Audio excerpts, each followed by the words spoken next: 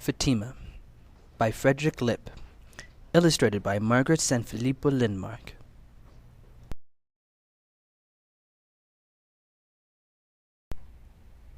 Fatima pinched 2 fingers around the strands of hair falling over her face and quickly tucked the hair behind her ear. Sometimes my name makes me feel different, Fatima thought, as she studied herself in the mirror. Fatima had learned to answer slowly when people asked her name. She pronounced each syllable, Fa-ti-ma.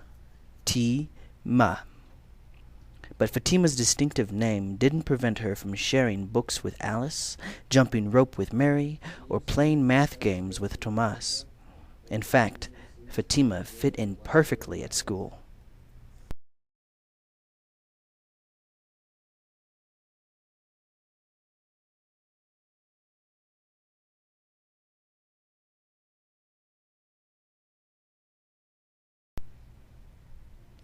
Each day when Fatima came home, her mother would inquire, "What did you do at school today?" Fatima was happy to share the latest book she had read and discuss art projects and spelling competitions. Fatima would even remember to tell her mother about lunch, especially when it was her favorite, pizza. Then one day something changed. When Fatima got home, her mother asked, "What did you do at school today?" "Nothing." "Nothing? How could that be?" Her mother wondered with an arched eyebrow. "I don't want to talk about it," Fatima blurted out.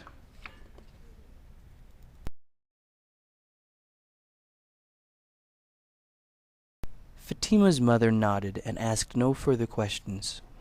Looking unusually downhearted, Fatima inched her way toward her bedroom.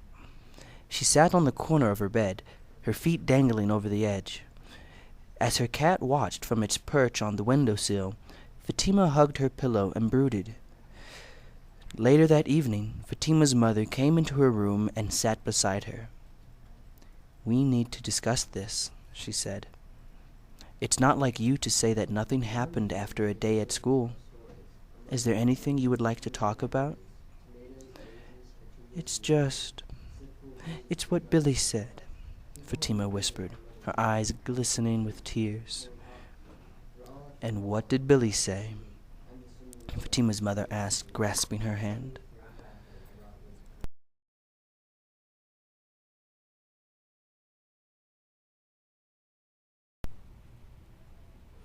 "Billy said he saw us at the grocery store and that you dress weird. That you cover yourself all over and wrap your head in a scarf. He said it looks sort of suspicious and scary. He wonders if you are hiding because maybe you did something wrong." Fatima began to sob. "It's not fair. I told him you're beautiful." Fatima's mother smiled wistfully and held Fatima close. The cat leapt into Fatima's lap and began purring. For a long time, nothing was said. Fatima rested her head against her mother's shoulder, while the comforting sound of the purring cat filled the uneasy silence.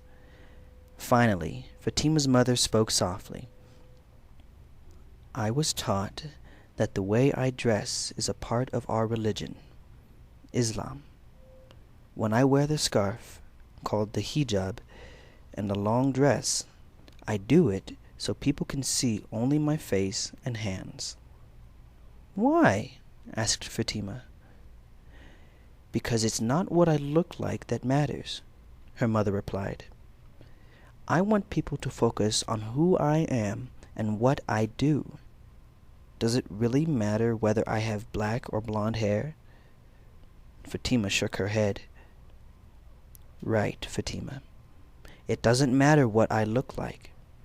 What counts is what I say and then do."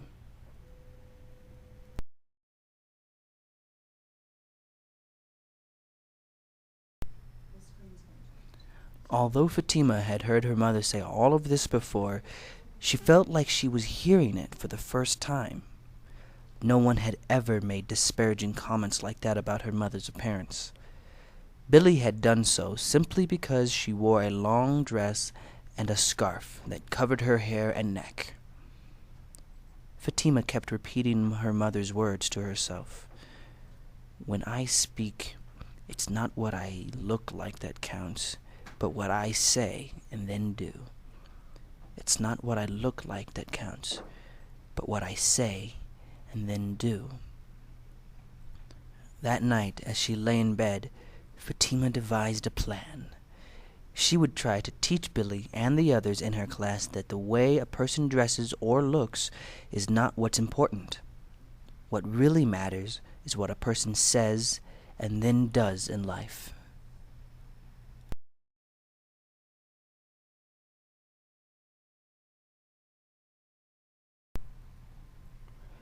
The next day at school would be talk time. Every Friday, half an hour before school ended, Fatima's teacher encouraged the students in his class to share things that were going on in their lives. Students were asked to write a few notes on a sheet of paper as a reminder of what they wanted to say.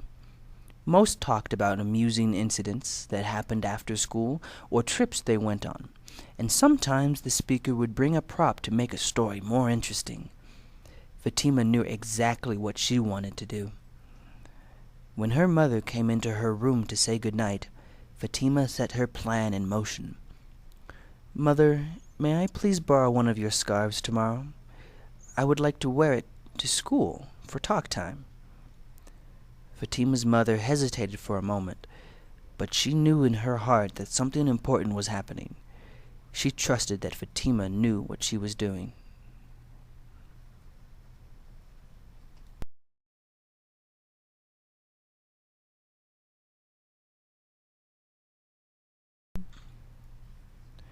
In the morning, Fatima's mother taught her daughter the process of putting on the hijab.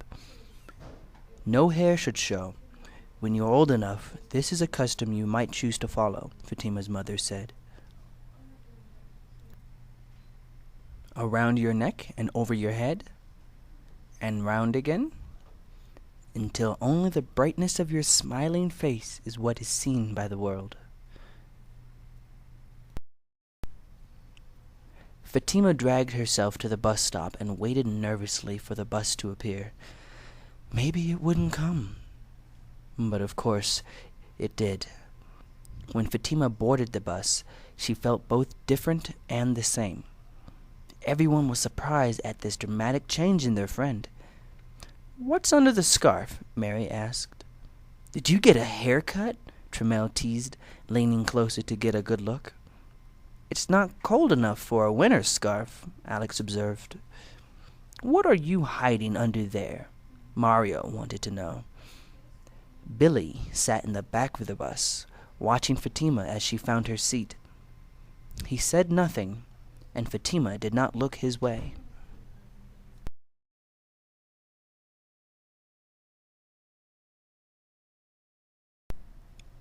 School days normally passed quickly for Fatima, but this day seemed endless. When talk time finally came, she was the first to volunteer. Fatima walked slowly to the front of the classroom. The scarf created a gentle frame around her face, almost forcing her classmates to look into her eyes. Fatima spoke softly, with trembling lips. "I am Muslim. My religion is called Islam," Fatima stammered as she looked down at the sheet of paper in her hands. "I have been taught that it is important to respect all people." Fatima felt like she was running out of air. She could barely speak. She glanced down at the paper crumpled in her hands. The words she had so painstakingly printed on notebook paper danced across the page. She inhaled deeply and continued.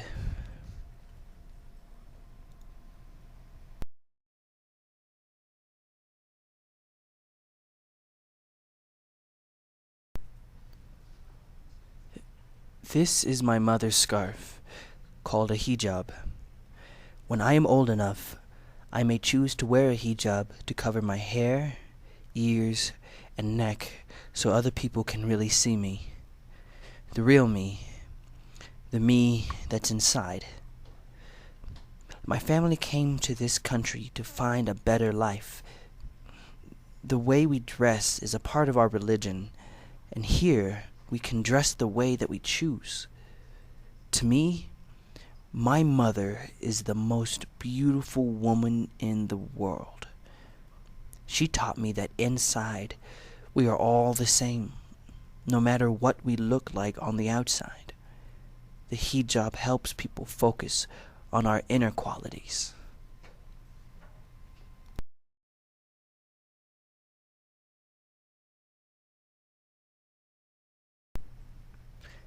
Fatima ran out of words. Her mouth went dry. Her classmates stared at her in silence. "Fatima," her teacher said gently, "is there anything else you would like to add?" Fatima thought for a moment, and then, without saying anything further, she began to unwrap the hijab, round and round under her chin, over her head, until her black hair spilled over her shoulders. The breeze from the open window gently blew a few strands across her sparkling dark eyes. "I am Fatima," she said. "It's not what I look like, but what I say and then do that matters. Someday, like my mother, I will decide whether I want to wear the hijab as a part of the way I practice my religion. But no matter what, I'll always be me." After she finished speaking, there was silence. Then her classmates began applauding, all but Billy, who sat quietly, fidgeting with his pencil. Fatima looked at him, but Billy stared at the floor. Fatima's teacher spoke softly. "Thank you, Fatima. I know that many Muslim women in the world have different ideas about wearing the hijab. Some are expected to wear the scarf, but it is each individual woman's choice. Fatima has plenty of time to make up her own mind, and one day she'll choose what is right for her. Does anyone have any questions or comments about what Fatima has shared?" Billy looked at his jeans. He studied his red socks, nervously shaking his foot. He was beginning to think maybe he'd made a mistake in making fun of the clothes that other people wear. He analyzed his socks again. He loved those socks, but they were really for a little kid. He still wore them because they reminded him of a fishing trip he once took with his dad.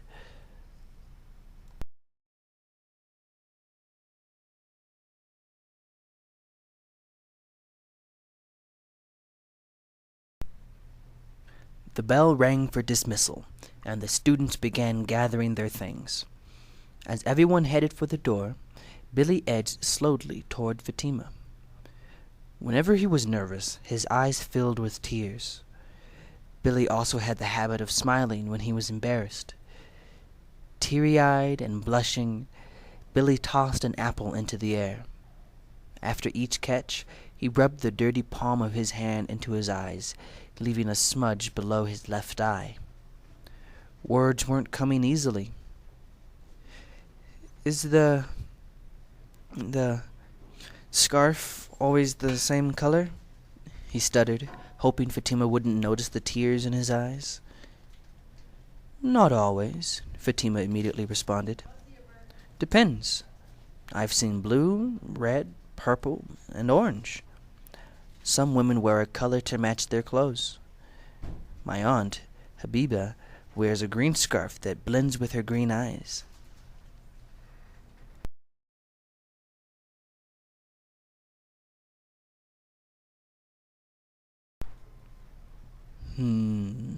Billy said. "What color do you think you'd wear?" Billy fumbled his catch and the apple rolled away. "Actually, I might also wear green. I want to be a pediatric surgeon like my Uncle Abidi. He wears green when he's in the operating room. A green hijab would match my scrubs. What about you?" Billy smiled broadly as he showed Fatima his baseball cap. "I like to wear orange and blue. I want to play for New York and pitch the meanest fastball in the major leagues." He grasped the apple and glanced sideways as if looking at first base. Billy wound his arm like a windmill and threw a perfect strike. His pitch looked so real. Fatima stepped back to watch the make-believe ball scream toward home plate.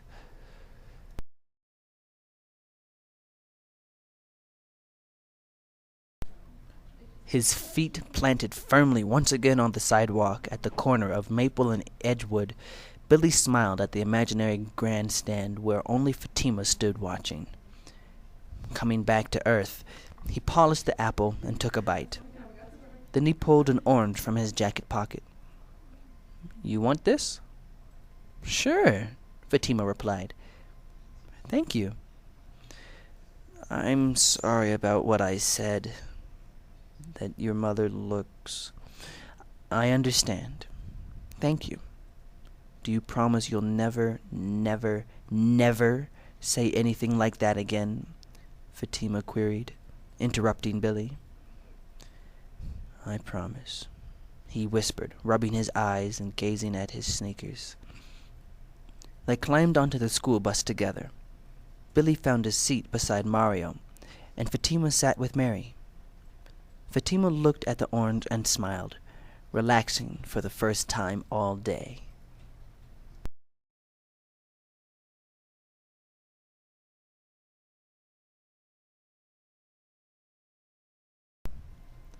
When Fatima arrived home, her mother was in the kitchen.